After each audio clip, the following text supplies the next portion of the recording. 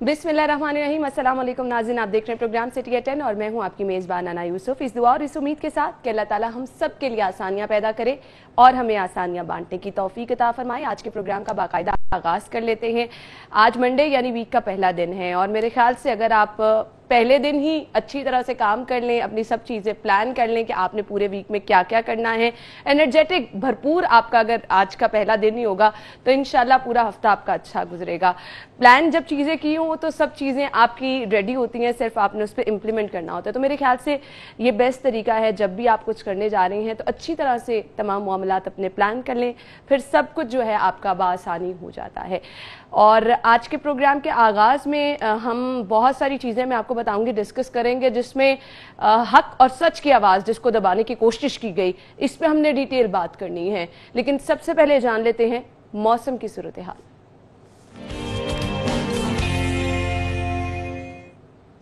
जी, तो मौसम कैसा रहेगा, जुनेद ने हमें ज्वाइन किया है। जुनेद, बताइए वेदर अपडेट्स क्या हैं? जी, महकमा मौसमियात के मुताबिक आज गर्द आलूद हवाएँ और गरज चमक के साथ शहर में बारिश का इम्कान ज़ाहिर किया गया है। और आज महकमा मौसमियात का कहना है कि मौसम जुज़वी तौर पर अबर आलूद रहेगा, जिसकी वजह से बादल और सूरज की आंख मचौली का सिलसिला भी आज दिन भर जारी रहेगा। और क्योंकि आज मौसम जुज़वी तौर पर अबर आलूद है तो जो दर्जा हरारत है वो 37 डिग्री सेंटीग्रेड तक जाने का इम्कान है।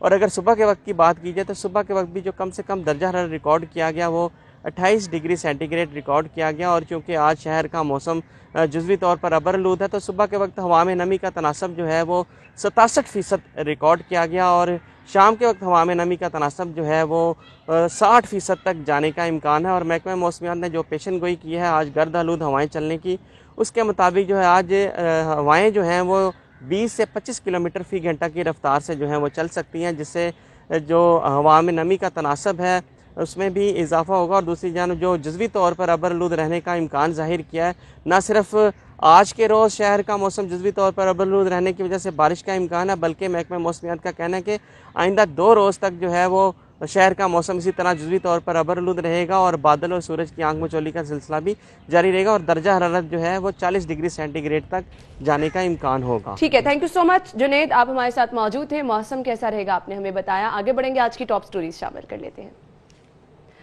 जी, तो पहली खबर हमारे पास है, लीड स्टोरी जो है जी, लाहौर के टीचिंग अस्पतालों के 39 डॉक्टर मुस्ताफी, सामान नहीं है और सिक्योरिटी भी नहीं दी जा रही। अगली खबर हमारे पास है जी, शादी हॉल्स के हवाले से, शादी हॉल्स खोलने के लिए हुकूमत को 13 जुलाई की डेडलाइन। सब्जियां और फल शहरियों की पहुंच से दूर, कीमतों में इजाफा।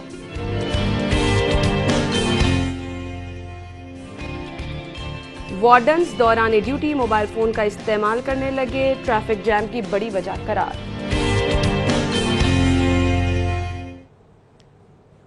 ये है हमारी टॉप स्टोरीज, डिटेल में डिस्कस करेंगे। स्टूडियो में हमारे साथ हमारे सीनियर रिपोर्टर शाहिद सिप्रा साहब मौजूद हैं। अस्सलाम वालेकुम, क्या हाल चाल है आपका? बिल्कुल ठीक ठाक, अल्हम्दुलिल्लाह। बहुत बहुत शुक्रिया। सबसे पहले तो मैं जानना चाहूंगी, आप देख रहे हैं कि असल में क्या किया जा रहा है। आज़ादी सहाफत पर फिर एक बार से वार किया गया है और 24 न्यूज़ का लाइसेंस मुअत्तल किया गया। और सबसे बड़ी बात जो मुझे समझ नहीं आती कि ऐसा क्यों किया जा रहा है कि मौक़िफ़ सुने बगैर ये इक़दाम उठाया गया है।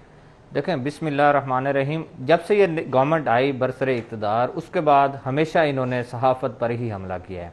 आप इनका आगाज़ देख लें, लेकिन इनका उस वक्त देखें जब इनके अपने जलसे होते थे, जब इनके अपने इंतखाबात होते थे, भरपूर कवरेज मीडिया सारा दिन स्पेशल ड्यूटीज लगना, रिपोर्टिंग की, इवन एंकर्स, आपके कैमरामैन शिफ्ट जाना और इनका पूरा दिन कवरेज होनी, पूरी रात तक इनके जलसे चल। बात यह है कि इक़्तिदार में आ गए तो सारा उलट हो गया उसका।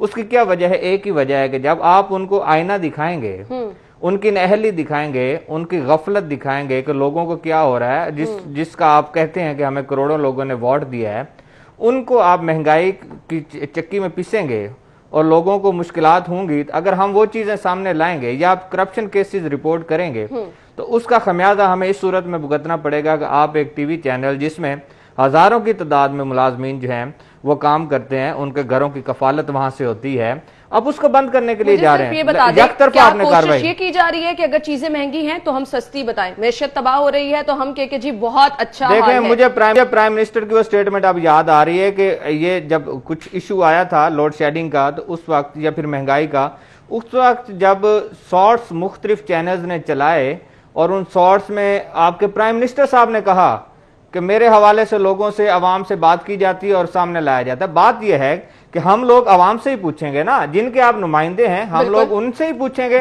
उनकी बात आप तक पहुंचाएंगे। बात यह है कि 24 न्यूज के हवाले से जो बात आई है सामने कि यकतरफा फैसला किया गया है, ये तो कभी भी नहीं हुआ कि आप मनसब पे बैठे हों या आपने मुनसफाना फैसला करना हो और दूसरी पार्टी का, चाहे वो गलत भी हो या सही हो, इसका डिसीजन तो आपकी अदालत ने करना है। आप दोनों पार्टीज को सुनने के बाद आप डिसीजन करें कि कौन हक पे है और कौन सच पे नहीं है। यहां ऐसा नहीं हुआ। आपने नोटिस दिए और नोटिस देने के बाद जवाब जमा करवाने से कबल ही आपने लाइसेंस मुअत्तल किया। फिर देखें, उनके पैमरा के एक आला ओहदेदार जो हैं, उनको पैमरा हाउस में देखा गया।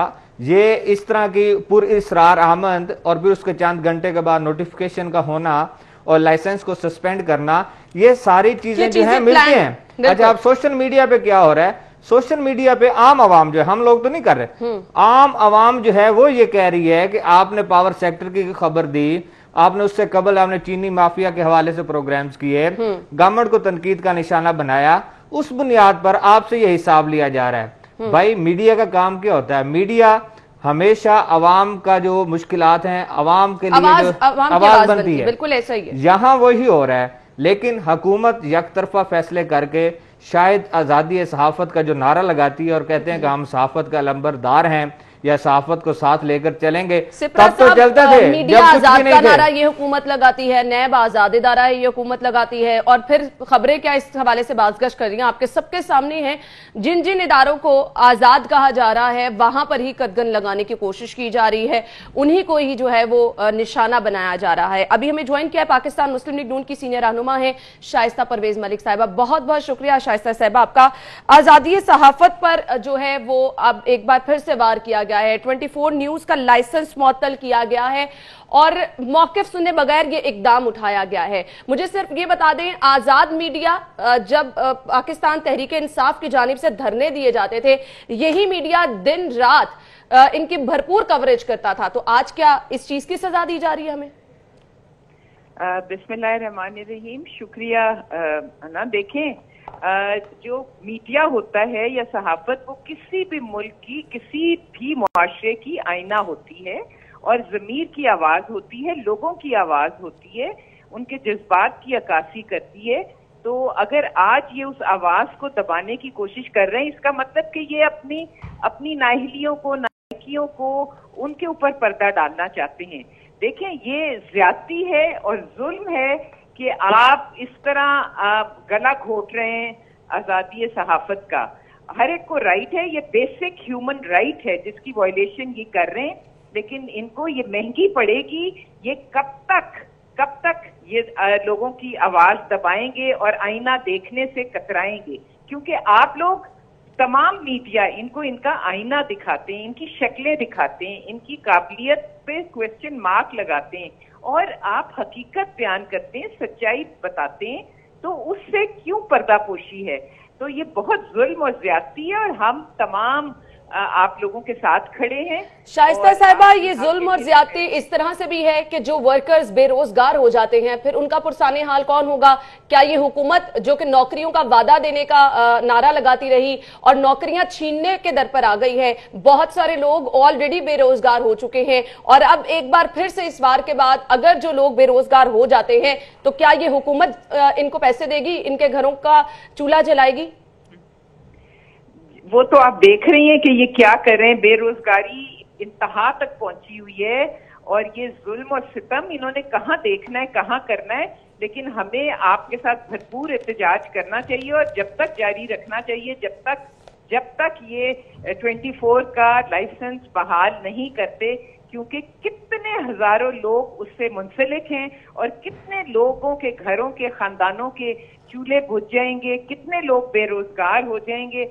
ये जो वादा करके आई थी 1 करोड़ नौकरियों का, और मैंने देखा है कि ये जब से आए ये तो मुसलसल नौकरियां छीन रहे हैं, लोगों से छतें छीन रहे हैं, लोगों के मुंह से निवाला छीन रहे हैं।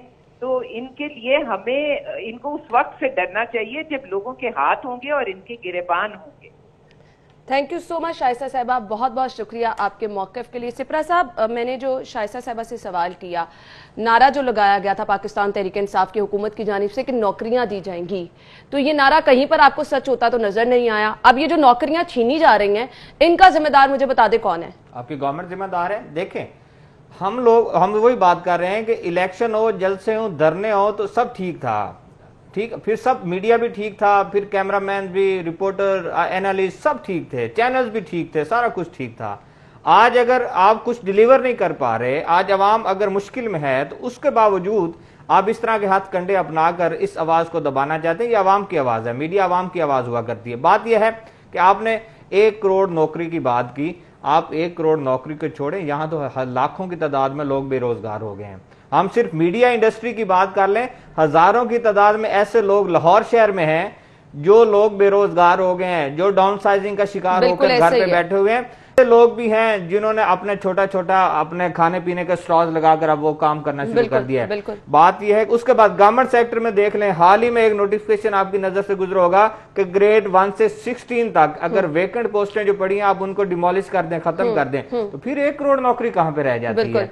बात यह है कि इस तरह के आप काम करेंगे जिससे लोगों को मुश्किल होगी, और फिर कहें कि मीडिया आवाम की आवाज भी ना बने और मीडिया खामोशी, मतलब आप लोगों के लिए एक के बाद एक मुश्किल खड़ी करते जाएं और लोग आपकी तारीफें करते जाएं, लोग पाकिस्तान तहरीक इंसाफ के गुण गाते जाएं, ऐसा तो नहीं होगा।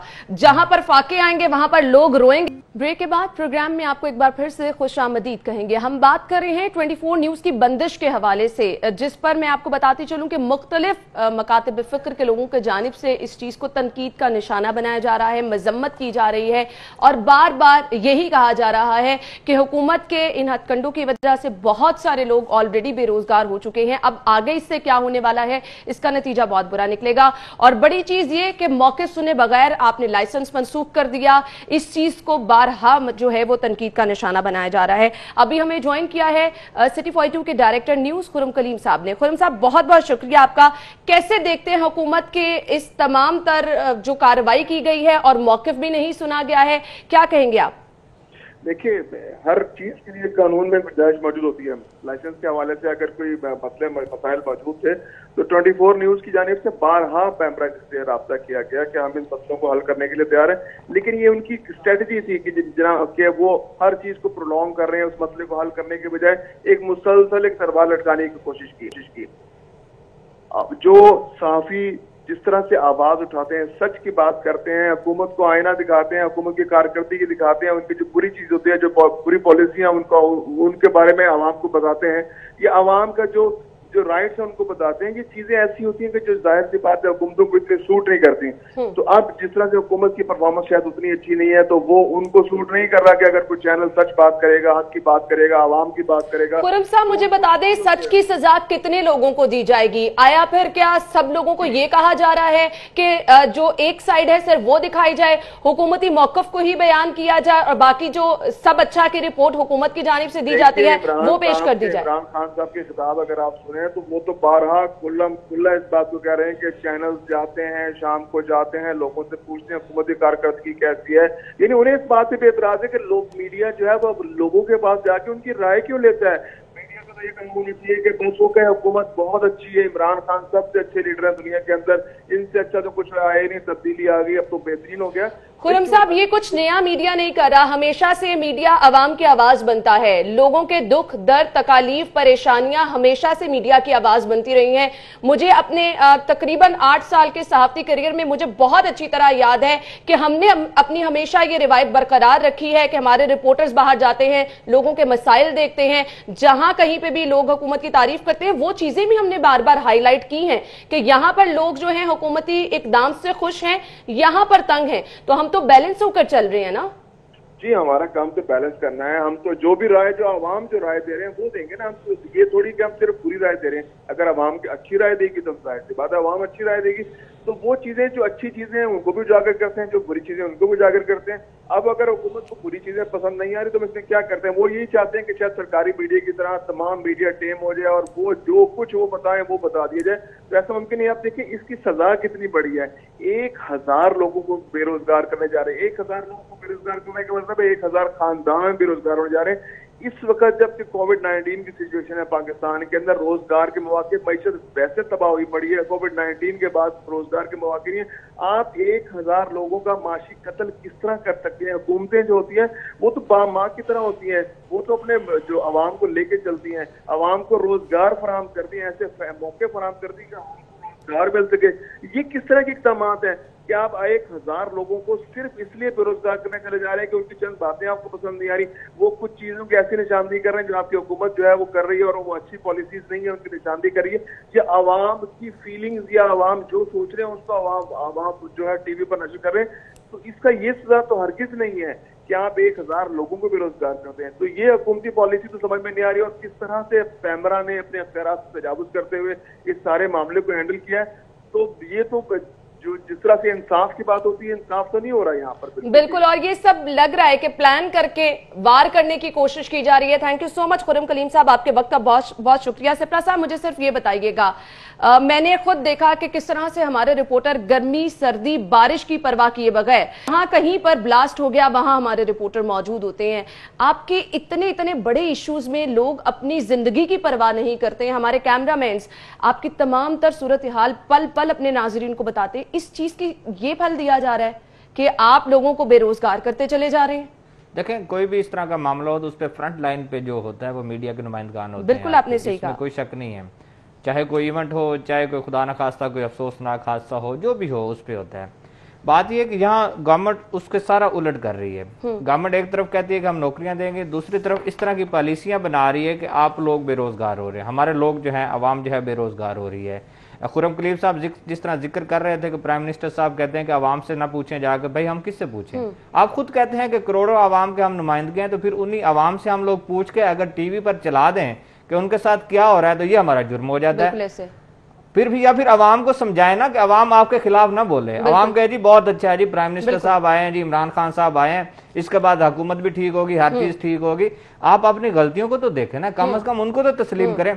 मैं हमेशा बात करता हूं कि आप जो मर्जी दे रहे हैं, अशिया जरूरिया जो है वो बुनियादी जरूरत होती है, हर शहरी की है, चाहे अमीर है गरीब है, लोग बिल बिलाएंगे, करेंगे। आप अशिया जरूरिया की चीजों को यकीनी नहीं बना सके, आप पेट्रोलियम मसनूआत को कंट्रोल नहीं कर सके, और ये सारी नहलियां उसके बाद देखने के बाद आप कहें कि मीडिया आपके गुण गाए या आवाम आपके गुण गाए, तो ये कैसे पॉसिबल है? बिल्कुल आप सही कह रहे हैं, लेकिन इस तरह से अगर निशाना बनाया जाएगा तो सहाफियों का तहफ्फुज कौन करेगा, कौन आवाज जो है वो बुलंद करेगा? अभी हमें ज्वाइन किया है सदर लाहौर प्रेस क्लब अरशद अंसारी साहब ने। अंसारी साहब, बहुत बहुत शुक्रिया आपके वक्त के लिए। सबसे पहले तो मैं आपसे ये जानना चाहूंगी, ये जो सहाफियों का मुआशी इस्तेहसाल किया जा रहा है, इस पर कौन आवाज उठाएगा? शुक्रिया आपका जी। बहुत देखें, जो आपने बात की और जो अब इस हुकूमत ने अभी 2-3 रोज़ कबल 24 की नशियात को बंद किया, तो सहाफ़ियों की आवाज़ इंशाअल्लाह ताला हमारे साबका उद्वार में सारे हमारे सीनियर जर्नलिस्ट जो हैं उन्होंने जिन्होंने कैदोबंद की सख्तियाँ बर्दाश्त की, कोड़े खाए, और आज हम तमाम सहाफ़ी तंजीमें ही सहाफ़ियों की आवाज़ को बुलंद करेंगी। और मैं ये समझता हूँ कि ये जो गवर्नमेंट है, अभी आप जिक्र कर रही थी, खुर्रम कलीम साहब भी जिक्र कर रहे थे कि नौकरियों वाला, ये गवर्नमेंट जो है इसने वादा किया था 50 लाख घरों का और 1 करोड़ नौकरी देने का। आज 2 साल हो गए हैं। मुझे ये बताएं कि कौन सा एक घर बना है इस मुल्क में 50 लाख में से, कौन सी नौकरी दी है? असद उमर साहब इनके एक वफाकी वजीर हैं, बड़े 30 मार खान, उन्होंने खुद ये कहा कि 1.5 करोड़ लोग बेरोजगार हो गए। तो देखें, बात ये है कि इनके पास तो अपना डाटा ही खुद है। ये चाहते हैं कि आज़ादी सहाफ़त का गला दबा के ये कुछ भी करें और कोई नारे मारे। ये मुझे कोई मौला जट टाइप हुकूमत लगती है कि ये कुछ भी कहते रहे। अब इमरान खान साहब को कंटेनर से उतर जाना चाहिए, वो प्राइम मिनिस्टर ऑफ पाकिस्तान है।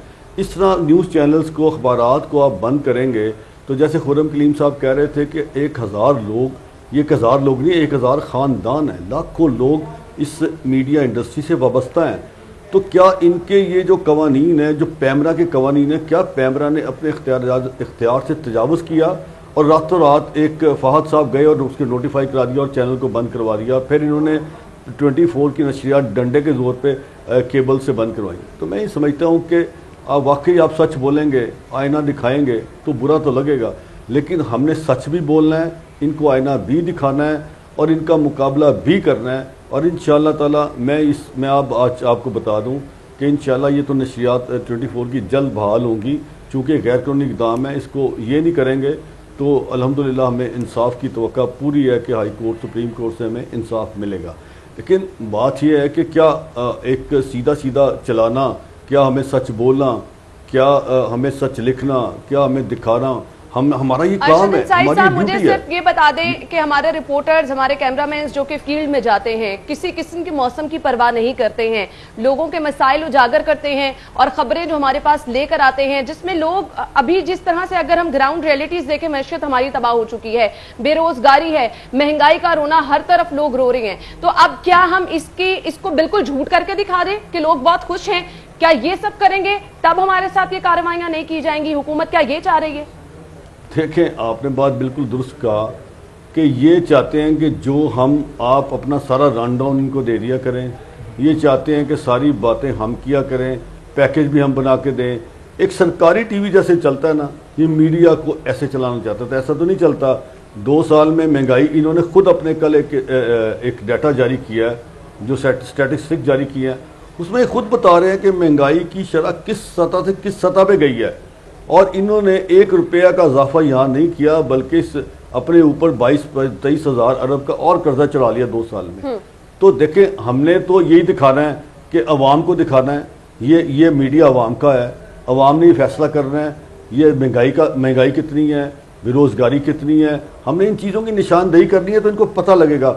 अगर ये चाहते हैं कि सब अच्छे हैं कि हम बात करते रहें, तो वो तो पॉसिबल ही नहीं है। दुनिया में कहाँ मीडिया ऐसे करता है? और ये जो अपना टीवी चलाते हैं सरकारी चलाते रहें। तो लेकिन मैं ये आपको बता दूं कि हमारे रिपोर्टर्स, आपने सही कहा, वो धूप हो, छाँव हो, बारिश हो, यकीन करें कि इनके साथ हमारे DSNG, कैमरामैन, रिपोर्टर्स ऐसे खड़े रहते हैं, 24-24 घंटे वो खड़े रहते हैं, धूप छाँव का नहीं देखते, तो वो अपनी ड्यूटीज़ कर रहे हैं। क्या आप उनको एक चैनल बंद करके 1000 ख़ानदानों का आप माशी कत्ल करेंगे?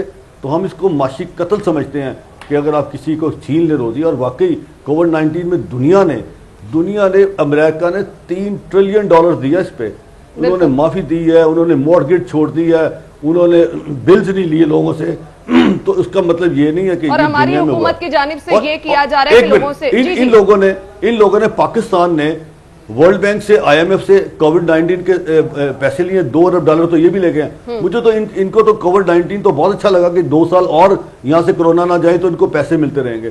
तो ये ऐसा तो नहीं होता कि ये लोगों से रोजगार छीनते रहे और बाहर से पैसे मांगते रहे। सही कहा आपने। बहुत बहुत शुक्रिया अरशद अंसारी साहब आपके वक्त के लिए। और मैं खास तौर पे बात करना चाहूंगी इस पेंडेमिक में जिस तरह से हमारे लोगों ने अपनी जानों की परवाह किए बगैर बाहर जाके अपनी ड्यूटी सर अंजाम दी हैं।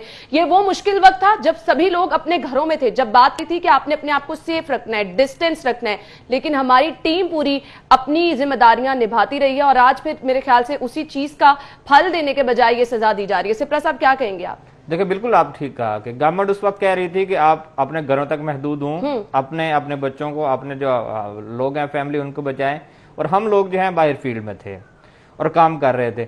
बात वो ठीक कह रहे हैं अरशद अंसारी साहब कि ये मुआशी कत्ल करना चाहती, और वो ये चाहते हैं कि जो हम लोग कहें वो ठीक है, वही चले और वही सारा कुछ हो तो फिर तो ठीक है। ऐसा ही है। लेकिन फिर इस तरह अगर आपने करना है तो फिर 22 करोड़ आवाम को आप डिलीवर करें। हम उनके आगे माइक करते हैं, हम उनको कहते नहीं है कि आप ये बोलें। हम लोग तो क्वेश्चन करते हैं ना, भाई आपको चीनी मिल रही है, कितने रुपए मिल रही है? तो भाई जो 90 रुपए मिल रही है, हम वो लोग वही बताएंगे ना। बिल्कुल, वो ये तो नहीं कहेंगे कि उन्हें 52 रुपए में मिल रही है, 60 रुपए में मिल रही है। बात यह है कि आप चैनल्स को भी, आप लोगों ने या सहाफत को भी, इन लोगों ने अपोजिशन समझ रखा है, अपोजिशन की तरह ट्रीट कर रहे हैं कि अपोजिशन पर भी हमने इस तरह करना है, उनको भी तनकीद का निशाना बनाना, उनको नैब में धकेल देना है, मीडिया को आपने कैमरा में धकेल देना है, और आप चाहते हैं कि 1 मैन शो हो और मैं काम करता रहूं। ऐसा तो नहीं है, ऐसे नहीं चलेगा। लेकिन इस पर मैं ये चीज यहाँ पर जरूर मेंशन करना चाहूंगी कि हमने भरपूर कोशिश की है कि हुकूमती तर्जुमान जो कि टाइम टू टाइम आकर हमारे टीवी चैनल्स पर ही अपनी हुकूमत को जो है वो बचाते रहते हैं, कहीं ना कहीं पेट्रोल क्यों बढ़ा, आपने हुकूमत की साइड लेनी है, बहुत अच्छी तरह तरह कवर करते रहते हैं। आज जब हमने राब्ता करने की कोशिश की तो साफ इनकार ये कह के कर दिया गया कि चूंकि वो हुकूमत में है तो अपना मौकिफ देने से इनकार कर देंगे। अगर आप हक सच पे हैं, अगर आप ये बता सकते हैं कि बिला जवाज पेट्रोल महंगा हुआ लेकिन आपने उसकी रीजन तलाश कर ली, तो अब आपके पास कोई मौकिफ क्यों नहीं है, ये सवाल है हमारा। यहां पर हम कहते हैं कि बिला जवाज ये कार्रवाई की गई है। जब इसका कोई जवाज ही नहीं तो फिर क्यों इतने लोगों को बेरोजगार किया जा रहा है? इस सवाल का जवाब हमें चाहिए और इंशाल्लाह इस तरह की कार्रवाइयां हमें जो है हमारे मकसद से पीछे नहीं हटाएंगी। इसी तरह हमारे लोग मेहनत करते रहेंगे और इन चीजों से कभी नहीं डरेंगे। ब्रेक के बाद दोबारा आपको ज्वाइन करेंगे।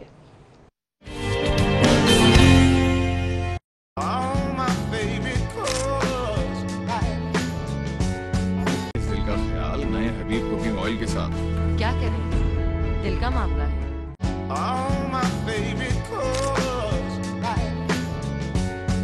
हबीब वनस्पति रखी। ब्रेक के बाद प्रोग्राम में आपको एक बार फिर से खुशामदीद कहेंगे। अभी हमारे पास पहली खबर है जी, लाहौर के टीचिंग अस्पतालों के 39 डॉक्टर मुस्ताफी सामान है, ना सिक्योरिटी YDA की जानिब से कहा जा रहा है। क्या कहेंगे सिप्रा साहब? देखिए, इस पर अभी तक मौकफ क्लियर नहीं आया, लेकिन गवर्नमेंट ने यह कहा है कि उन्होंने जाती वजूहात की बुनियाद पर, यह गवर्नमेंट का मौकफ सामने आया कि दिया है, लेकिन जाती वजूहात की बुनियाद पर इतने सारे लोग, बिल्कुल वही उसी तरफ आ रहा हूँ, इतने सारे लोगों का एकदम से रिजाइन कर देना, हो सकती है 2 डॉक्टर की हो सकती हैं। और उन हालात में जब हम लोग मुश्किल में गिरे हों, जब एक वबा फैली हो, जब इन मसीहाओं की हमें जरूरत हो, जब हॉस्पिटल्स में इलाज मुआवजे के लिए इन लोगों ने वहां पर अपनी खिदमात अंजाम देना हो, तो इस वक्त में रिजाइन कर देना ये हुकूमत पर बहुत बड़ा सवालिया निशान है। क्यों? जब आपके पास कोरोना वबा आया उसके बाद आप साथ में YDA की जानिब से आप सियासत को छोड़ दें, एक तरफ रख दें। बात यह है कि डॉक्टर्स, हम चलो YDA को भी नहीं करते डिस्कस, हम डॉक्टर्स की बात करते हैं। डॉक्टर्स ने आपसे मुतालबा किया कि हमें हिफाजती सामान दिया जाए, हमें सिक्योरिटी दी जाए, उसके बाद हम लोग काम करेंगे। देखें, जान हर बंदे को अजीज है, इसमें कोई दूसरी राय नहीं है। अगर आप हिफाजती सामान देंगे तो डॉक्टर्स और वो पेशेंट जिसके पास जाने से सब लोग गुरेज करते हैं, इवन फैमिली और हुकूमत रोकती भी है और SOPs भी हैं, तो उसके पास आप लोग ना जाएं, आप इफेक्ट हो सकते हैं। उनके पास डॉक्टर्स ने आपके जाना है, नर्सिस ने जाना है, पैरामेडिकल स्टाफ ने जाना है। उसके बावजूद अगर आप नहीं देंगे उनको हिफाजती सामान, तो अल्टीमेटली क्या होगा? इस तरह के इकदाम आपके सामने आएंगे कि लोग आपका डिपार्टमेंट छोड़ना शुरू कर देंगे। डॉक्टर बनना आसान नहीं है। मुझे बताएं कि आज जिस बंदे ने रिजाइन दे दिया है, डॉक्टर बनना आसान है? आप FSC कर रहे होते हैं, इंटर कर रहे होते हैं, तो आप लोग या मैट्रिक से आप ख्वाब देखना शुरू करते हैं, या मैंने डॉक्टर बनना है या इंजीनियर बनना है, 2 ही चीजें होती हैं। डॉक्टर FSC में अच्छे मार्क्स आ गए, आपने टेस्ट पास किया, आपने 4-5 साल पढ़ा, उसके बाद आप डॉक्टर बने, हाउस जॉब शुरू की, ठीक है, उसके बाद आप मुकम्मल डॉक्टर हुए, आपने इलाज मुआवजा शुरू किया। मुझे बताएं, जो बंदा अपनी 7-8 साल मेहनत करने के बाद पूरी जमा पूंजी अपनी बिल्कुल अपने बच्चों की पढ़ाई, माओ ने जेवर बेचे, कई जमीनें बिक गई, बहुत सारे मामला हैं, उसके पसे पर्दा बहुत सारी चीजें होती हैं। बात यह कि 8 साल एक बंदा मेहनत करे और आपकी दुश्मन पॉलिसियों की वो नजर हो जाए, तो मैं तो सारी जिम्मेदारी गवर्नमेंट पे डालूंगा। इन इस्तीफों की जिम्मेदार आपकी पंजाब गवर्नमेंट है, बिल्कुल, जिन्होंने ना बात सुनी, जब भी प्रेस कॉन्फ्रेंस हुई, जब भी उन्होंने कोई मुतालबा किया, जब भी हिफाजती किट की बात की, इन्होंने उसको सियासत की नजर कर दिया कि अपने बंदे ये बहाल करवाना चाहते हैं। भाई मुझे ये बताएं, 1 मिनट भाई, मुझे ये बताएं, इनके लोग टर्मिनेटेड जो लोग हैं वो इनको अगर बहाल करवाना चाहते थे तो आज लोग नौकरियां क्यों छोड़ रहे हैं? बिल्कुल सही कहा, नौकरियां ना छोड़ दे। बिल्कुल सही कहा आपने। ये सिर्फ आपकी नाकिस पॉलिसियों की वजह से आज तंग आकर जो है लोगों ने ये जॉब छोड़ दी। और इसके बाद मेरा नहीं ख्याल कि बहुत लोग जो है वो अब इस प्रोफेशन की तरफ आएंगे, जब सबको नजर आ रहा है कि इतने पैसे लगाकर और इस तरह से मेहनत करने के बाद नतीजा इस मुल्क में ये है, तो कौन चाहेगा उसका बच्चा डॉक्टर बने? देखें, गवर्नमेंट सेक्टर में नौकरी होती है, हर बंदे की ख्वाहिश होती है कि मैं गवर्नमेंट सेक्टर में नौकरी करूं। जब एक डिपार्टमेंट को आपने गवर्नमेंट के अंडर रहने ही नहीं देना, जब आपने उसकी निजकारी कर देनी है या प्राइवेटाइजेशन कर देनी, किसी भी सूरत में, कान इधर से पकड़ लें इधर से पकड़ लें, बात एक ही है बिल्कुल। जब आप प्राइवेटाइजेशन की तरफ जाएंगे तो ये लोग यही सोचेंगे कि हम लोग अपना छोटा क्लिनिक बना लें या किसी हॉस्पिटल में जाकर जॉब कर लें, हम वहां पर अपनी खिदमात दे रहे हैं, बजाय कि हम लोगों प्राइवेटाइजेशन का भी हम पे प्रेशर हो, गवर्नमेंट का भी हम लोगों पे प्रेशर हो और हम लोग उस बेयकीनी से सूरत हाल में काम करें। तो इन हालात में ये लोग छोड़ रहे हैं। ये हमारे लिए बहुत बड़ा अलमिया है कि डॉक्टर बनना कोई आसान काम नहीं है और डॉक्टर्स का हॉस्पिटल छोड़ देना, रिजाइन का, और वो भी हुकूमत को अपनी पॉलिसी पर नजरसानी करनी चाहिए। और इन हालात में जब आप इन लोगों की जरूरत है इस वक्त जरूरत है, बिल्कुल। अच्छा, जरूरत हमेशा ही रहती है। आप हॉस्पिटल है, आपके पास बीमारियां भी मौजूद हैं, ट्रीटमेंट भी आपने करवाना है, इलाज मुआवजे की सहूलतें भी लेनी है, तो डॉक्टर ही सब कुछ कर सकता है। बिल्कुल। लेकिन ये अब लेकिन हुकूमत को सोचना चाहिए। हुकूमत ने बड़े आराम से कह दिया है, हमेशा रिजाइन जो होता है ना, वो जाती वजूहात की बुनियाद पर ही दिया जाता है। बिल्कुल। हमारी गवर्नमेंट के बहुत बड़े बड़े अहदेदारान जो है छोड़ गए, जाती वजूहात ही लिखी जाती है, ये नहीं बताया जाता कि क्या है। लेकिन मुहर्रिकात का लोगों को पता होता है कि कौन सी मुहर्रिकात है, यहाँ भी पहले उनको दिन पता से है। डॉक्टर्स ये मुतालबा कर रहे हैं कि उनके पास सेफ्टी किट्स नहीं है, हिफाजी सामान नहीं है, और अब एकदम से 39 डॉक्टर्स मुस्ताफी हो रहे हैं और जाती वजूहात की बिना पर हो रही है, तो ये चीजें समझ से बाहर हैं। ब्रेक के बाद दोबारा आपको ज्वाइन करेंगे। ब्रेक के बाद एक बार फिर से खुशामदीद कहेंगे। शादी हॉल्स खोलने के लिए हुकूमत को 13 जुलाई की डेडलाइन, जगह जगह धरने देंगे मालिकान की जानिब से, ये कहा जा रहा है। शाहिद सिप्रा साहब, कैसे देखते हैं मालिकान के इस मौक़िफ़ को? देखें, उनका मौक़िफ़ तो अपनी जगह पे ठीक है, जाहिर है रोजगार है, सीजन है और सीजन भी अब खत्म होने को है, अब तो मेरे ख्याल में खत्म भी हो गया। अब तो रबीउल अव्वल आएगा, उसके बाद फिर दोबारा सीजन स्टार्ट होगा, वेदर चेंज होगा, उसके बाद शुरू होगा। ये बात ठीक है, लेकिन मैं इसको दूसरा पहलू भी अगर इसका जिक्र करूं तो मेरे ख्याल में ये शादी हॉल्स और ये जो आ रहा हमारा ऑर्डिनेंस आया था, मैं तो ये कहता हूं कि इस आड़ में शादी को हमें सादगी से कर देना चाहिए। ये मेरी अपनी एक तजवीज़ है। लेकिन बात यह है कि इससे हमारे बहुत सारे लोग वाबस्ता हैं, करोड़ों रुपए की उन लोगों की इन्वेस्टमेंट है, हज़ारों की लाखों की तादाद में मुलाजमीन है जो बेरोजगार होकर घर पर बैठे हुए हैं, जो वहां पर काम करते थे। उसके बाद अच्छा पूरी चेन है, अब ये नहीं है कि सिर्फ शादी आ रहा है, उसके बाद आपने खाना बनाना है, उसके बाद उसकी चीजें हैं खरीदनी है, वो एक सर्कुलेशन है, पैसे की सर्कुलेशन है, वो टोटल बंद हुई है।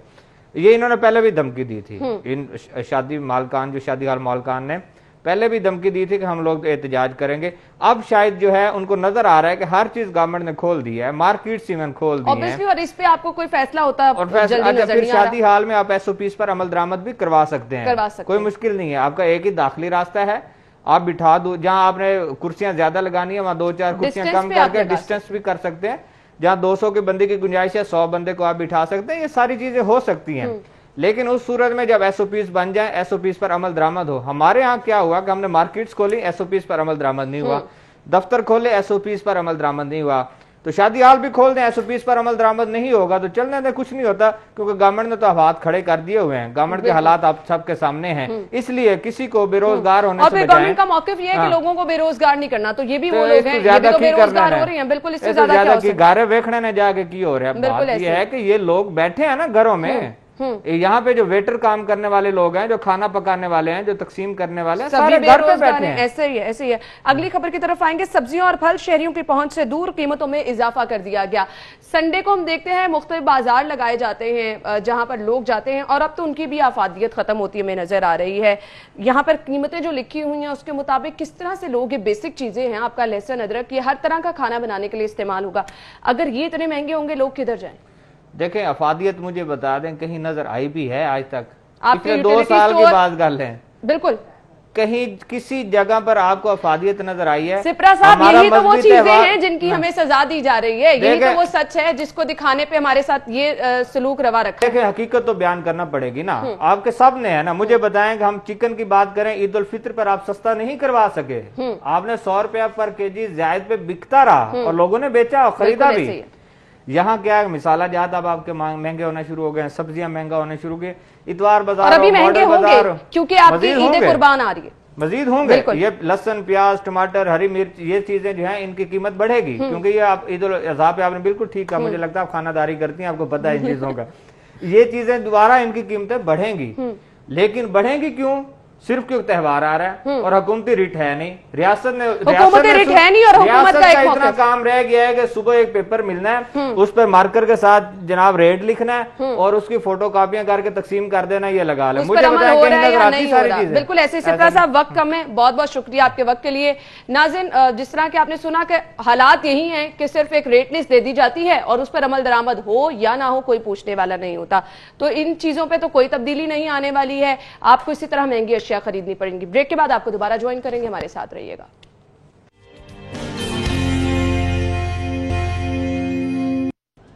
ब्रेक के बाद आपको प्रोग्राम में एक बार फिर से खुशामदीद कहेंगे। और नाज़रीन, बहुत मुश्किल चीज़ है जब आपको बाहर स्पेशली जाना पड़ता है और कुछ ज़रूरत की अशिया खरीदनी पड़ती हैं। और जब हम लॉकडाउन के टाइम से गुजरे, जब हम इस पेंडेमिक में अभी भी सफ़र कर रहे हैं, तो बहुत सारी ऐसी चीज़ें हैं जो हम घर में बहुत ही ज़बरदस्त अंदाज में और इंतहाई सस्ते रेट्स में हम बना सकते हैं, लेकिन अगर बाहर से खरीदने जाएं तो आपको चीज़ें वो बहुत ज़्यादा महंगी पड़ती हैं। अब तरीका सिर्फ पता होना चाहिए और आप ये चीज़ें आसानी से बना सकते हैं। हमें अभी ज्वाइन किया है इरम काज़मी, जो कि होम एक्सपर्ट हैं। बहुत जबरदस्त अंदाज में ये छोटी छोटी चीजें जो हैं हमें बनाना सिखाती हैं। लास्ट टाइम मुझे याद है कि सैनिटाइजर, जो कि इस टाइम हम देख रहे हैं कि मार्केट से जब ज्यादा इस्तेमाल होना शुरू हुआ तो गायब हो गया। अब इस मुश्किल वक्त में आप किस तरह से चीजें घर में बैठ के बना सकते हैं, तो जबरदस्त अंदाज में इरम हमें बताती हैं और हमारी मुश्किलात आसान जहां पे बना देती हैं, वहीं पर बचत भी हमारी जो है वो भी पॉसिबल हो जाती है। तो आज इरम के पास जाते हैं, देखते हैं इरम आज हमें क्या बताने वाली हैं। अस्सलाम वालेकुम इरम, क्या हाल चाल है आपके?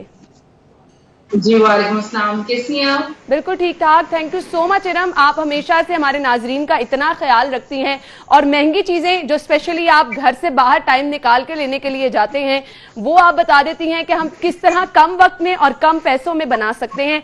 तो हमारी मुश्किल आप हमेशा से आसान कर देती हैं। आज आप क्या बताने वाली हैं? जी बिल्कुल, आज मैं बनाने लगी हूँ डिस्पोजेबल मास्क।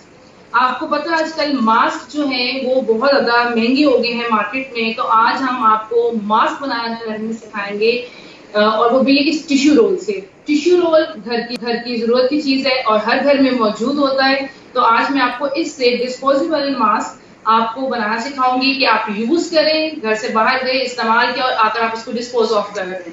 ठीक है, और ये मैं स्टार्ट करने लगी हूँ। ये आपने टिश्यू लिया और इसको मैं ये डबल कर रही हूँ। ठीक है, ये डबल फिगर में मैं इसको उतारूंगी।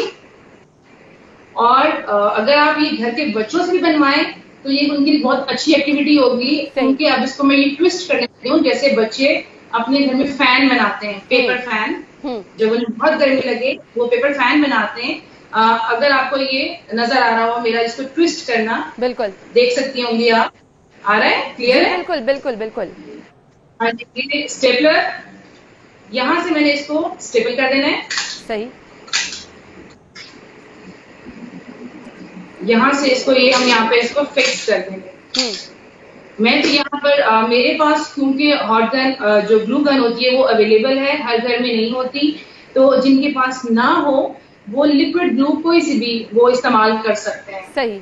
हम लोग ये पूरी हमारी ये जूनियर लीडर स्कूल की पूरी टीम है जो हम लोग ये इतने मास्क बनाते हैं जो फ्री ऑफ कॉस्ट हम गरीब जो बच्चे हैं, हमारी लो इनकम फैमिली से बिलोंग करते हैं, उनको देते हैं। जबरदस्त। और वीकली बेसिस पे हम लोग उनको डोनेट करते हैं और पूरी फैमिलीज को, ताकि वो लोग जो अफोर्ड नहीं कर सकते इस महंगाई के दौर में, वो कम से कम अपने घर में अपनी सेफ्टी और अपने फैमिली की सेफ्टी कर सकें। देखें जी, ये मैंने ग्लू लगाई यहाँ पे, ये मेरे पास ये स्ट्रिंग है, ये बहुत ही कंफर्टेबल, बहुत सूदिंग स्ट्रिंग है, मैंने ये ली है। आप चाहें तो इलास्टिक ले सकते हैं, कोई डोरी लगा सकते हैं।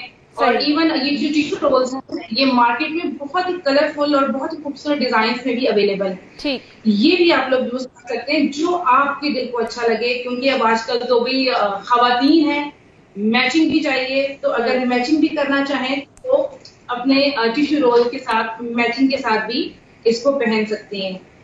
ठीक, ये लें जी, ये हमारा मास्क रेडी हो गया। अभी मैं आपको ये वेयर करके भी दिखाती हूँ। ये देखें, ये मेरा मास्क रेडी है। सही। ये देखें, हम लोगों ने ये हमारी पूरी टीम ने इतने मास्क बनाए हुए हैं ये, और हम लोग वीकली बेसिस पे बहुत मास्क बनाते हैं। मैं आपको इसको पहन के भी दिखाती हूँ। ये इतना कंफर्टेबल है, अच्छा। और अकॉर्डिंग टू दी मेडिकली अगर हम इसकी बात करें तो जो हमारे जो सर्जिकल मास्क होते हैं 95 और ये वो पहनने से डॉक्टर्स कहते हैं यहाँ रैशेज हो जाते हैं। बिल्कुल। अच्छा इरम, हमारे पास टिश्यूज की वैरायटी भी अवेलेबल होती है। जैसे आपने टिश्यू से बनाया है तो हम इसकी जगह टिश्यू रोल की जगह, जिस तरह से हमारे पास प्रिंटेड टिश्यू होते हैं जिसके ऊपर फ्लोरल प्रिंट बने होते हैं, हम उनका भी इस्तेमाल कर सकते हैं।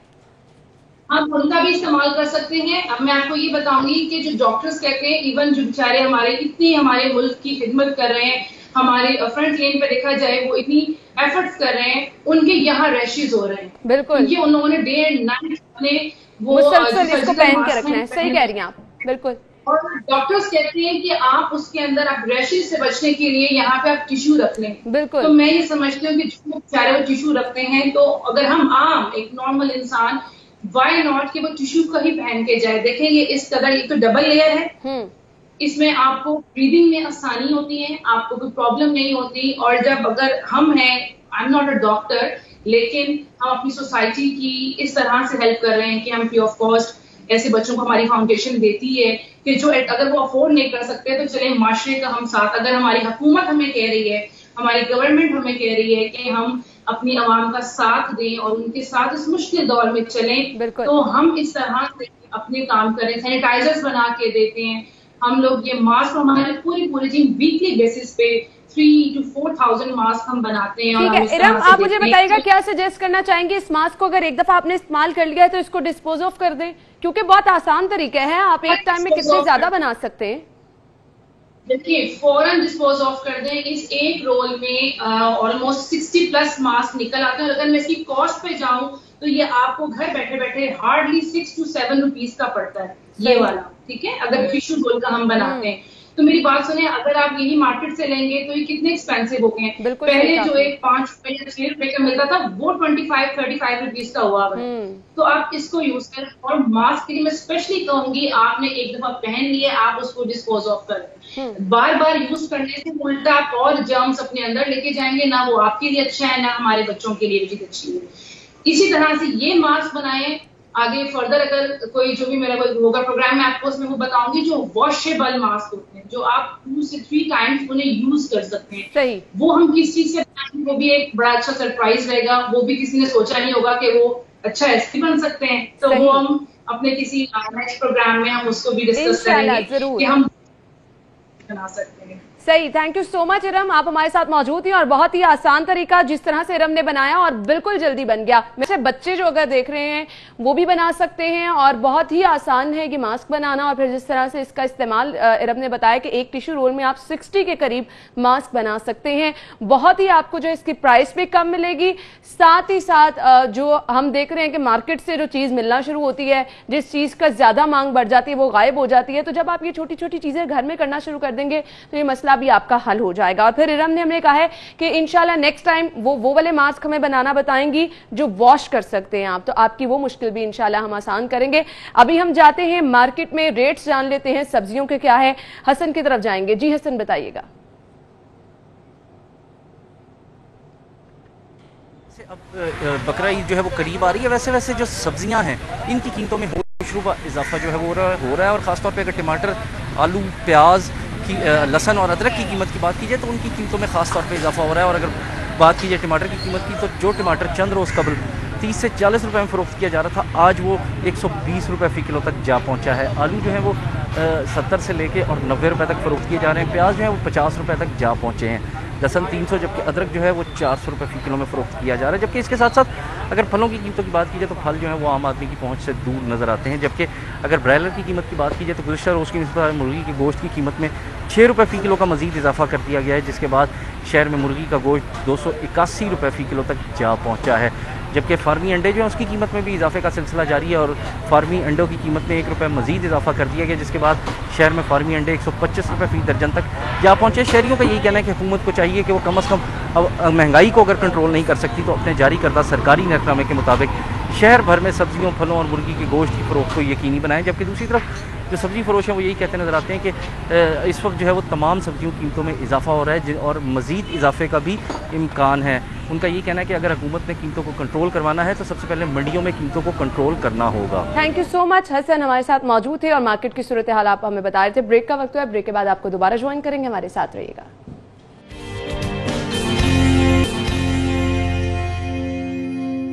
ब्रेक के बाद आपको एक बार फिर से खुश आमदीद कहेंगे। नाज़रीन, जंगली हयात का महकमा कभी से भी गवर्नमेंट की तरजीह नहीं रहा है। हम देखते हैं जगह जगह परिंदे लेकर जो है वो लोग बैठे होते हैं, सदके का गोश्त, और इस पर डिस्ट्रिक्ट गवर्नमेंट की जानिब से हम देखते हैं कार्रवाइयाँ भी की जाती हैं, लेकिन इस चीज़ का मुकम्मल खात्मा मुमकिन नहीं हो सकता।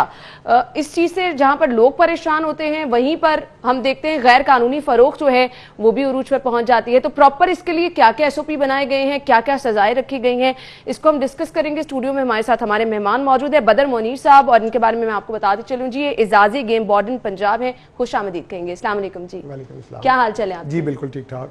थैंक यू सो मच, आपके वक्त का बहुत बहुत शुक्रिया। सबसे पहले तो मुझे ये बताइएगा, इसके लिए प्रॉपर क्या कोई SOP रखे गए हैं, क्योंकि हमें तो हर जगह इस कानून की धज्जियां उड़ती हुई नजर आती हैं। नहीं जी, इसके ऊपर कानून मौजूद है और इसके खिलाफ कार्रवाई भी की जाती है, और कोई 150 चालान तो मैं खुद कर चुका हूँ।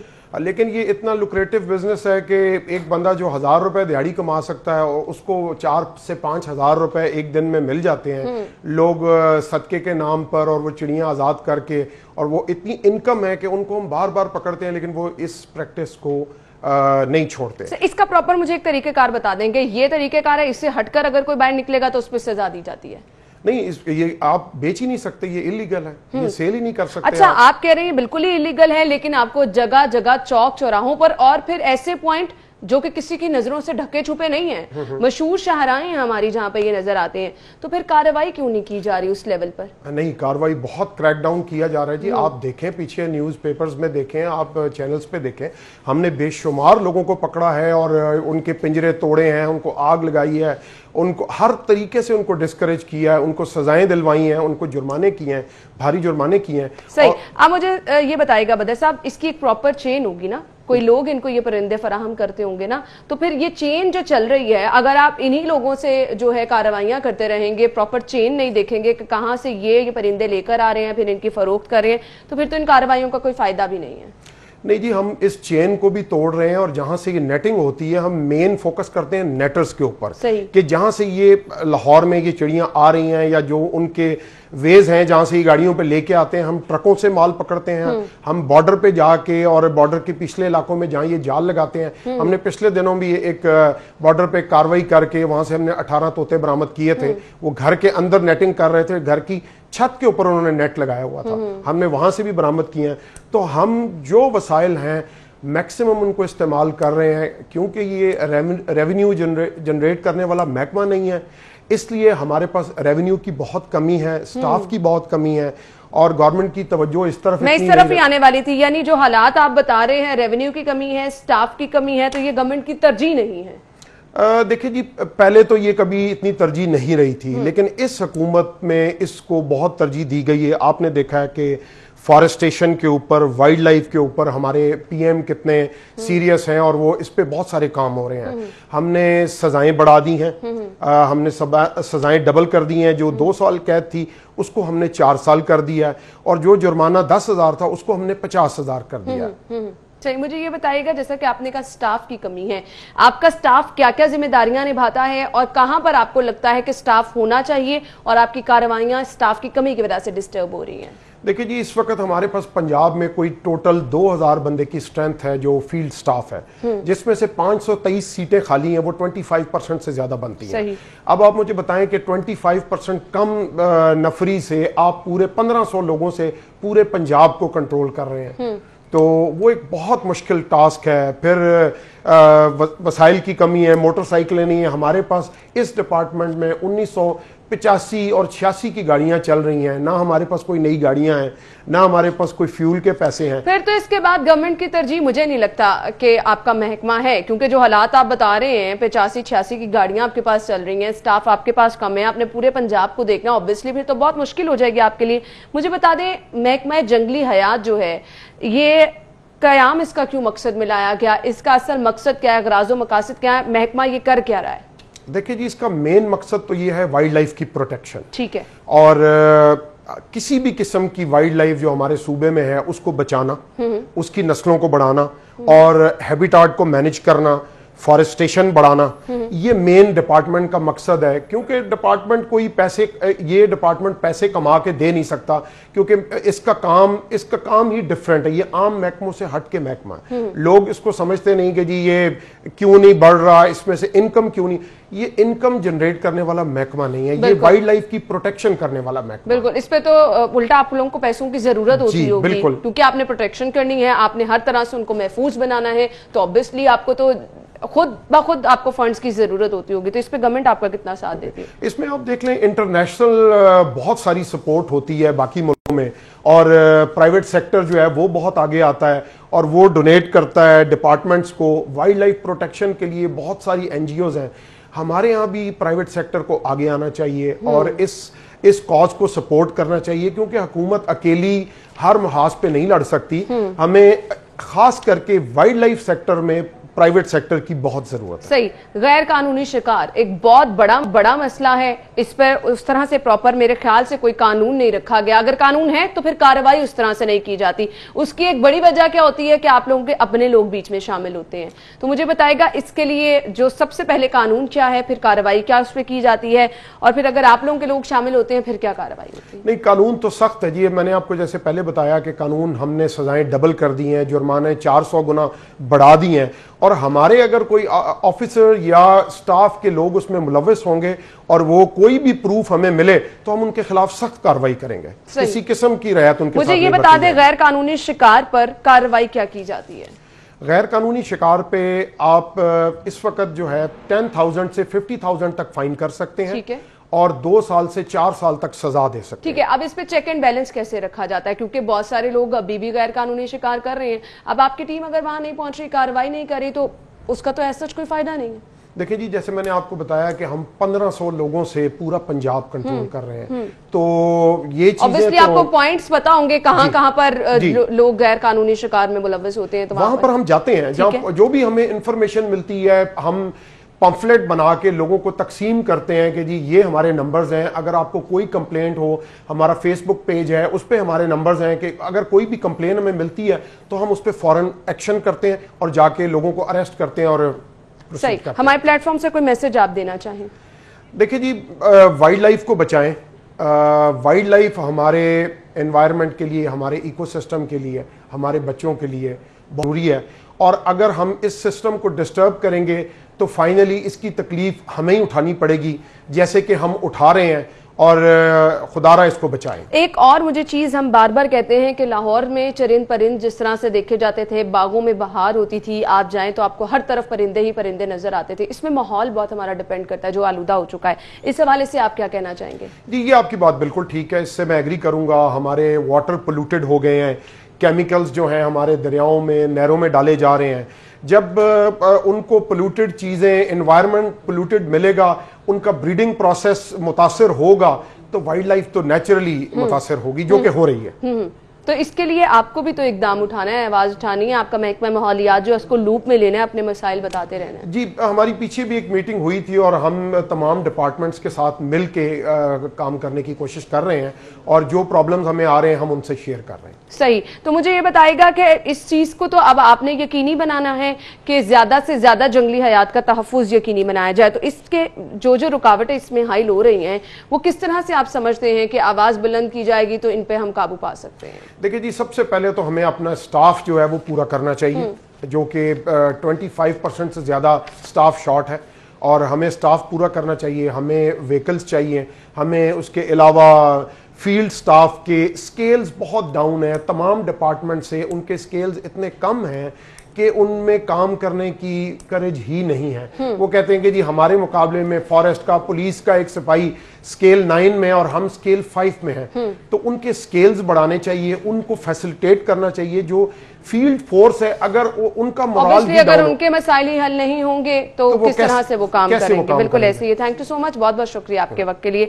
नाज़रीन, मुझे ब्रेक की तरफ जाना है। ब्रेक के बाद जब हम वापस हाजिर होंगे तो हमने बात करनी है शहर लाहौर में जो मॉनसून का सिलसिला, प्री मॉनसून स्पेल जो है उसका बाकायदा आगाज हो चुका है। बारिशों की पेशगोई की जा रही है और कहा जा रहा है कि इस मॉनसून में बारिशें बहुत ज्यादा होंगी। तो इसको लेकर वासा की जानिब से क्या क्या तैयारियां की गई हैं हम देखते हैं। नकासी आब हमेशा एक बड़ा मसला रहता है, ड्रेनों की सफाई हमेशा एक बड़ा मसला रहता है, जिसका नतीजा हमें बाद में जाके भुगतना पड़ता है। तो इसके लिए प्लानिंग क्या की गई है, ये हम डिस्कस करने वाले हैं। हमारे साथ रहिएगा।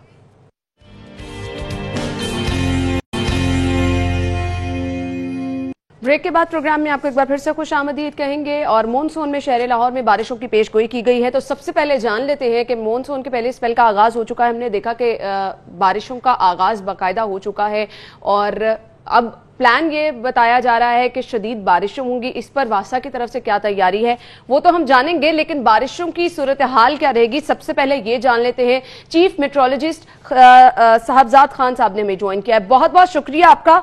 सबसे पहले तो ये बताइएगा, मानसून का आगाज हो चुका है, इस दफा बारिशों की पेशगोई की जा रही है, क्या प्रेडिक्शन की जा रही है?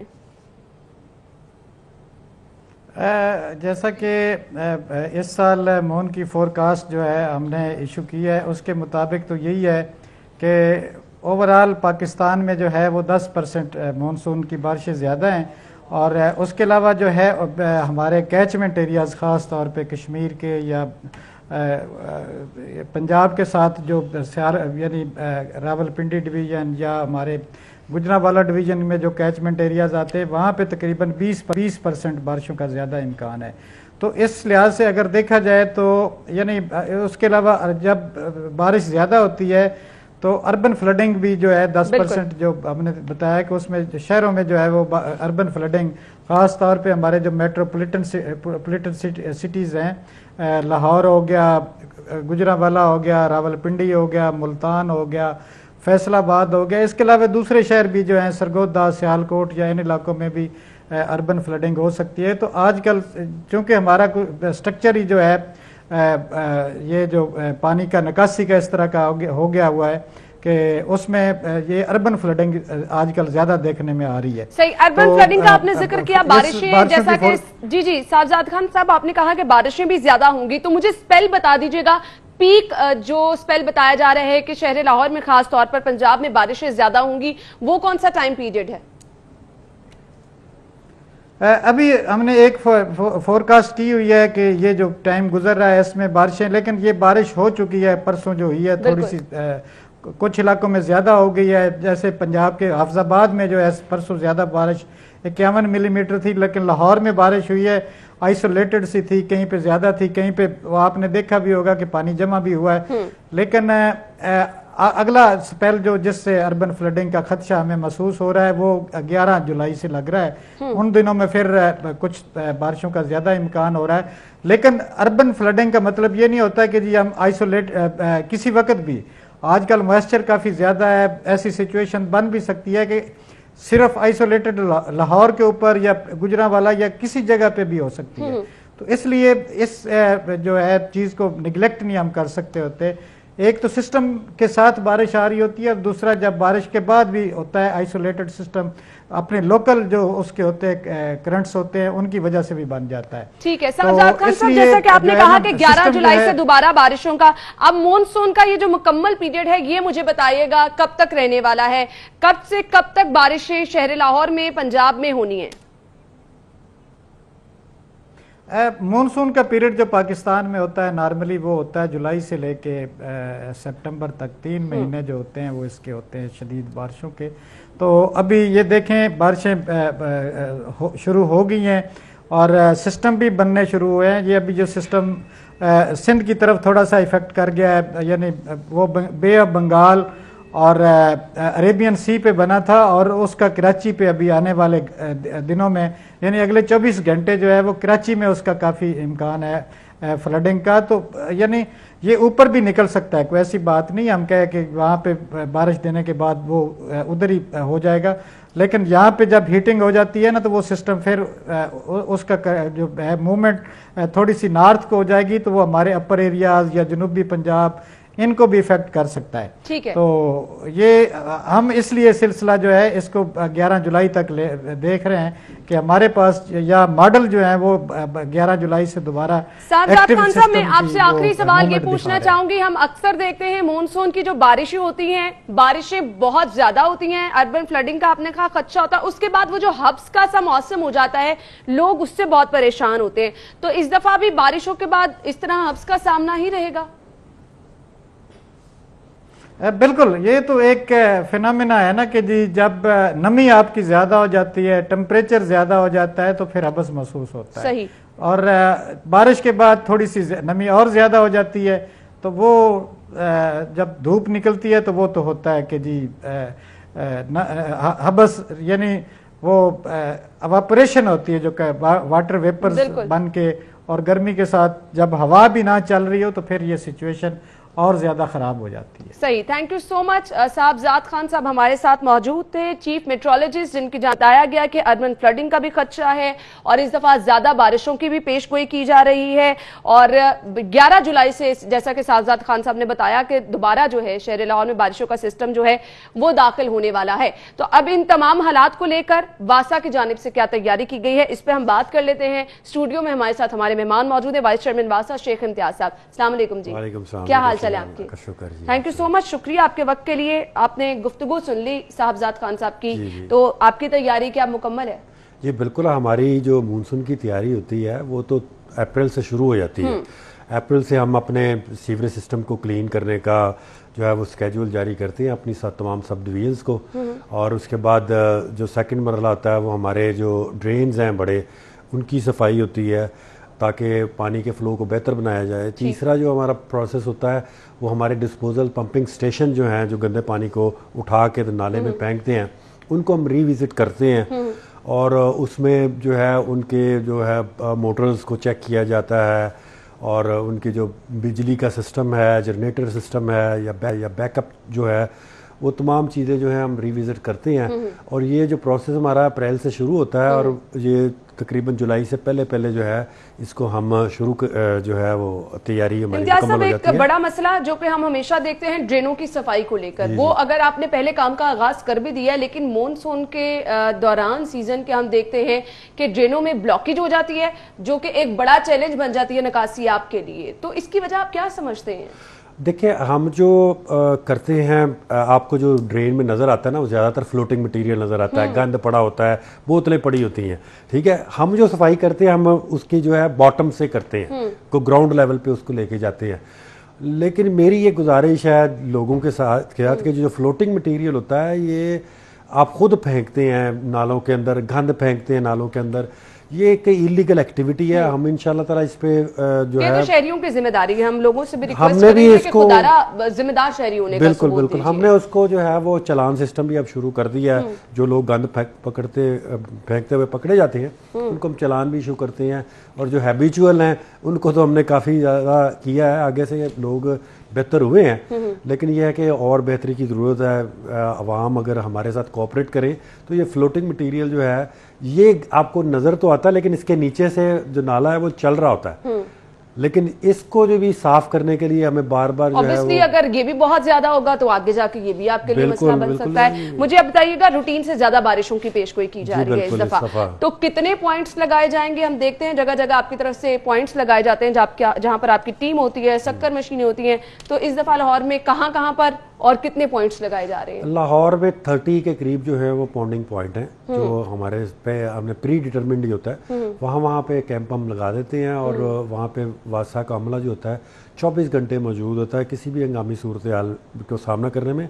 उसके अलावा हमारे ऑफिसर्स जो हैं वो जब जैसे अभी इन्होंने बताया, पहले 5 को थी कि जी पहला स्पेल आ रहा है, 10 मिलीमीटर के करीब मैक्सिमम रेंज जो है वो हुई है, और अब ये 11 को दोबारा एक स्पेल आ रहा है। और इस दौरान जो है हमारा पूरा का पूरा स्टाफ जो है, ऑफिसर्स जो है, हमारे एमडी साहब तक, डीएमडी साहब तक, मैं खुद जो हूँ वो फील्ड में होते हैं ताकि स्टाफ जो है वो मोटिवेट हो और हम जो है डिस्पोजल्स और पंपिंग स्टेशन जो उनको विजिट करें ताकि वो देखें वो प्रॉपरली पंप आउट कर रहे हैं, कोई कहीं रिपेयर या मेंटेनेंस की जरूरत। अच्छा, मुझे ये जानना है, आप हम देखते हैं कैंप जरूर लगाए जाते हैं, डिस्पोजल स्टेशन, और आपके कैंप जो है वो मुख्तलिफ जगह पर शहर के, लेकिन इसके बावजूद निकासी आप कुछ पॉइंट शहर लाहौर के ऐसे हैं जहां पर हमेशा एक बड़ा चैलेंज रहा है।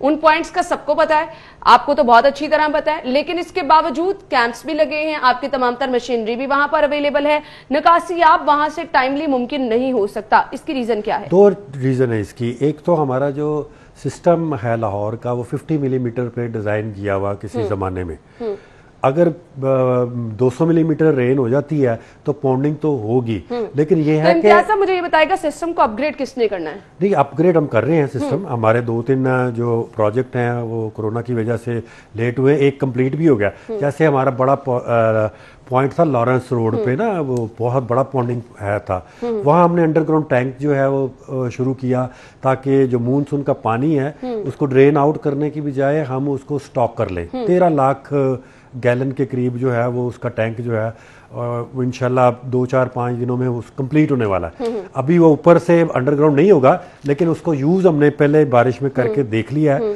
और वो बड़ा सक्सेसफुल है कि वो पानी पूरा का पूरा एक तो मसला हल होने के करीब हमें नजर आ रहा है, क्योंकि हमने बार बार देखा यहाँ पे बारिशें ज्यादा होती हैं लेकिन बारिशी पानी जाया हो जाता है। तो एक मसला जो हम देख रहे थे, एक तरफ तो जेर जमीन पानी कम होता जा रहा है, दूसरा इसका हल निकाला गया है। हम गुफ्तगू का सिलसिला आगे बढ़ाते हैं। नाज़रीन, जैसा कि शहर लाहौर के वो पॉइंट आपको भी बहुत अच्छी तरह से पता है, लक्ष्मी चौक जिसमें सबसे पहले, इसके बाद नाभा रोड जहां पर हमारी सुप्रीम कोर्ट लाहौर रजिस्ट्री है, ये वो पॉइंट्स हैं जहां पर हम देखते हैं कि पानी की निकासी जो है वो बहुत ज्यादा हमें जो है टाइमली मुमकिन नजर नहीं आती है। वहां पर तमाम तर मशीनरी भी होती है। इसकी वजह क्या है, इम्तियाज साहब से मैं जानूंगी आफ्टर द ब्रेक। हमारे साथ रहेगा।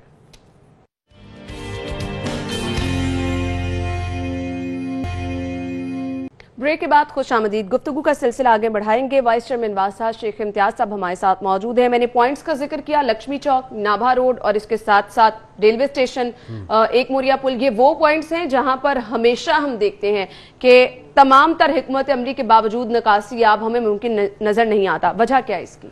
मेरे जैसे कि लाहौर के कुछ पॉन्डिंग पॉइंट जो मैंने बताया, जो नेचुरली एक नीचे एरिया होते हैं, निशेबी इलाके होते हैं, वहाँ पे पानी जो है वो सारी जगह से इकट्ठा हो जाता है एक दफ़ा, तो वो फिर इवेंचुअली अगर कहीं ब्लॉकेज ना हो तो वो उसको टाइम लगता है निकलने में। अगर ब्लॉकेज हो तो फिर तो निकलेगा ही नहीं। हमने मेक श्योर किया कि कहीं ब्लॉकेज ना हो। हमने फ्यूचर में काफी इन इलाकों को मेरा पॉइंट ये है कि ये पॉइंट्स वो हैं जो आपको हमेशा से पता है कि यहाँ पर तो पानी जरूर जो है वो जमा होगा ही, और वो बड़ा चैलेंज बन जाता है। हमेशा हम वहां पर ही लेट होते हैं, उसकी क्या वजह है? वही मैं बता रहा हूँ कि इन सारे इलाकों को हमने विजिट करके उनको डिजाइन किया है कि उनका पानी जो है कहीं ना कहीं अंडरग्राउंड टैंक्स बना के उनमें रखा जाए ताकि पानी की बचत भी हो और जो है पानी जो, तो ये प्लान हमें इस दफा इंप्लीमेंट होता नजर आया, पहला इंप्लीमेंट होता नजर आया इस बारिश में। हालांकि वो पूरा प्रोजेक्ट कंप्लीट नहीं हुआ लॉरेंस का, आप वहां पे विजिट करें तो वो बड़ा जबरदस्त प्रोजेक्ट है। मैं समझता हूँ 13 लाख गैलन जो है वो स्टॉक हो जाएगा और वो गाड़ियां भर भर के जो है वो पानी जो वहां से जाएगा, जो हमारे PHA वाले जो पानी लगाते हैं घास को, पौधों को, तो ये पहली दफा हुआ है। और इसके अलावा हमने डिजाइन और भी किए हुए इस तरह के प्रोजेक्ट। ये कोरोना की वजह से इस दफा हम नहीं कर सके, वरना हमने 3 या 4 प्रोजेक्ट इस तरह के जो है लाहौर में कर देने थे, जो नशेबी इलाके हैं। जैसे आपने कहा जो इसको अपग्रेड किया हमने, मैक्लोर रोड जो है वहाँ पे पानी खड़ा होता है, उसमें पहले फीडर का प्रॉब्लम था, हमें एक नया फीडर वहाँ पे लगा दिया ताकि बिजली जाने की सूरत में जो है वो अल्टरनेट मौजूद हो। जो हमारे जनरेटर सिस्टम है उसको भी हमने डबल वहाँ पे रखा है। और इस तरह की अब हमने किए हैं। और सिर्फ और सिर्फ अगर इस दफ़ा कोरोना ना होता तो कम से कम 4 पॉइंट जो थे, जैसे आपने कहा, इनको हमने अंडरग्राउंड टैंक्स जो है वो डिज़ाइन किए हुए थे और वो इम्प्लीमेंट होने थे। इचरा भी एक उनमें से एक है और मार रोड भी उनमें से एक है। हमने सिर्फ स्टेडियम वाला बहुत बड़ा पॉइंट है, वहां पर तो जिस तरह से पानी जमा होता है और हम देखते हैं कि 2-2 दिन तक वहां से निकासी अब मुमकिन नहीं होती। इंशाल्लाह नेक्स्ट ईयर इन सबको जो है, अगर ये कोरोना का सिलसिला ना होता, मैं सबसे पहले तो आपकी प्रोग्राम की तरफ से लोगों का भी शुक्रिया अदा करता हूँ कि लोगों के कोऑपरेशन की वजह से जो है पानी के इस्तेमाल में काफ़ी कमी आई है। जो आप लोगों के मीडिया ने भी एक बड़ी ज़बरदस्त अच्छी हमारे साथ मिलकर कैंपेन चलाई। हमारी टाइमिंग जो है 12 घंटे हो गई है, लोगों ने उसको जो है वो एक्सेप्ट कर लिया और जिसकी वजह से अंडरग्राउंड पानी जो है, जो हमारा 3-3.5 फुट साल का नीचे जाता था, इस दफ़ा माशाल्लाह से लोगों का शुक्रिया अदा करता हूँ। मैं वज़ीर आला की तरफ से भी उनका शुक्रिया करता हूँ कि मेरी उनके मुलाकात हुई थी तो वो कह रहे थे कि ये लोगों ने इस दफ़ा बहुत कोऑपरेट किया और बिलिंग जो है वो भी पहली दफ़ा लोगों ने खुद ब खुद जो देना शुरू किया और वासा का रेवेन्यू चले लोग तो कोऑपरेट कर रहे हैं। आई होप कि कुछ वज़ीर आला साहब भी लोगों के साथ कोऑपरेट कर रहे हैं तो वो भी हालात। और आखिर में एक और बात है कि जो कोरोना के बावजूद ये 4 महीने, जैसे मैंने कहा कि अप्रैल से शुरू हो जाता है, कोरोना जो है मार्च में आ गया था, इसके बावजूद वासा के एम्प्लॉइज ने दिन रात जो है वो काम किया है, अपनी जानों पे खेल के उनको भी अप्रिशिएट करना चाहिए कि उन्होंने जो है वो 4 महीने बड़ी मेहनत की है। तो एम्प्लॉइज जो लोग फील्ड में जाके काम करते हैं, जो लोग इस पेंडेमिक के बावजूद और इतने ज्यादा हंगामी हालात के बावजूद भी काम करते हैं, लोगों की जिंदगी आसान बनाने के लिए काम करते हैं, वो खराज तहसीन के मुस्तहिक है। अर्बन फ्लडिंग की तरफ मैं आना चाहूंगी। अर्बन फ्लडिंग का भी खदशा कहा जा रहा है, तो इसके लिए स्पेशल प्लान क्या है? जो मैंने आप जैसा कि आपको बताया कि हम जो पॉन्डिंग पॉइंट्स हैं वही फ्लडिंग होती है वहाँ पे जहाँ पे लोगों का गुजरना मुश्किल हो जाता है। हमने अपने तमाम के जो बड़े बड़े जो पंपिंग स्टेशन है उनको इस दफ़ा अपग्रेड किए ताकि पंपिंग कैपेसिटी बढ़ जाए। और इसके अलावा जहाँ पे बिजली की एक फीडर चला जाता था, कई इलाकों में हमने 2 डबल फीडर जो है इस दफ़ा अरेंज किए हैं। जनरेटर अगर खराब हो जाए तो जनरेटर का भी अल्टरनेट जो है वो हमने अरेंजमेंट किया है। इम्तियाज साहब, पूरे लाहौर की अगर मैं बात करूं तो क्या कैटेगरीज बनाई जाती हैं आपकी तरफ से, जिन जिन इलाकों को तरजीहात में शामिल किया जाता है कि ये वो पॉइंट्स हैं जहां पर हमारे इतने लोग तैनात होंगे, इतने लोग ड्यूटी देंगे, ये तमाम प्लानिंग की जाती है क्या? जी बिल्कुल, इसकी बहुत बड़ी प्लानिंग है। इतनी मोटी बुक बनती है हमारी जिसमें तमाम की तमाम प्लानिंग जो है डॉक्यूमेंट की जाती है। जैसे आपको बताया कि लाहौर के जो पॉन्डिंग पॉइंट हैं वहाँ पे कैंप लगा के लोगों को तैनात किया जाता है। जैसे अभी आपने कज़ाफ़ी स्टेडियम का बताया, इचरा, मैक्लोर रोड और इस तरह के और जो रेलवे स्टेशन है, नाभा रोड है, ये सारे इलाकों पे जो है वो एक स्पेशल प्लानिंग की थी है और वहाँ पे ऑफिसर्स जो हैं वो मौजूद होते हैं। अच्छा, ये तो मेन पॉइंट्स हैं। कुछ ऐसे गली मोहल्ले हैं जहां पर वासा का सिस्टम मुकम्मल तौर पर नाकिस है, बहुत पुरानी पाइपलाइंस हैं और उसका नतीजा ये होता है कि लोगों के घरों में पानी दाखिल हो जाता है, लोगों का सामान खराब हो जाता है। ऑब्वियसली वो भी आपके माइंड में होंगे, पॉइंट सारे आपको पता होंगे, लेकिन वहां पर हमेशा कार्रवाई नहीं की जाती। हम अपने नाज़रीन को दिखाते हैं किस तरह लोग घरों से पानी निकाल रहे होते हैं। नहीं, मुझे आप बताइएगा कि हमने बहुत सारे पॉइंट्स ऐसे देखे हैं जहां पर लोगों के घरों में पानी चला जाता है। वो कुछ समनाबाद के इलाके भी हैं, वो कुछ इचरा के इलाके भी हैं कि लोगों के घरों में पानी जाता है। तो इसके लिए क्या पिछली दफा जो है हमें जितने भी ऐसे पॉइंट पता चला जिनमें लोगों की प्रॉपर्टी डैमेज होती है, जैसे कि रहमान गलियां जो हैं हमारे इधर ब्रांथ रोड पे, वो लोग हमारे पास आए, उनका सांदा के बहुत सारे इलाके, उनका 2018 में हमारे आने से पहले करोड़ों रुपए का नुकसान हुआ, उनकी बेसमेंटों में पानी चला गया, इलेक्ट्रॉनिक का सामान लोगों का दबाव हो जाता है। तो पिछली दफा ऐसे पॉइंट्स पे मैंने स्पेशली जो है वो एडजस्ट किया और मैंने खुद बारिश के दौरान उनको फिर विजिट भी किया। और ये है कि पिछली दफ़ा लोगों का नुकसान जो है बहुत कम हुआ माशाल्लाह से। हालांकि बारिशें जो हैं वो रिकॉर्ड बारिशें हुई थी पिछली दफ़ा भी, लेकिन अल्लाह का शुक्र है कि जो वासा के एम्प्लॉइज ने, लेकिन इम्तियाज साहब अब उसका कोई तो हल निकालना है ना। अगर नुकसान कम हुआ तो इसको हम ये चीज नहीं कह सकते कि अब उन इलाकों को हमने नजरअंदाज करना है, बल्कि ज्यादा रिस्पॉन्सिबिलिटी बन जाती है। नुकसान तो होना ही नहीं चाहिए किसी का, एक पैसे का भी नुकसान होना चाहिए, लेकिन ये चीजें जो होती हैं वो टाइम, इट टेक्स टाइम। हमें अभी आए हुए 2 साल से भी कम इलाके हुआ है, हमने काफ़ी प्लान जो हैं वो किए हैं। जैसे अंडरग्राउंड टनल बोरिंग का हमारा मंसूबा है, अगर ये हम मुकम्मल कर लेते हैं तो लाहौर में इंशाल्लाह आपको पानी शायद नजर भी ना आए, क्योंकि ये जो हमारे चलिए जी, आई विश के हालात बेहतर रहे, बारिशों की तो ज्यादा पेश गोई की जा रही है, आपकी हिकमत अमली मौसर साबित हो, लोगों की परेशानी कम हो। Thank you so much, good luck कि आपने जो तमाम प्लानिंग की है वो पूरी हो सके और लोगों की मुश्किलात कम हो। बहुत शुक्रिया आपका।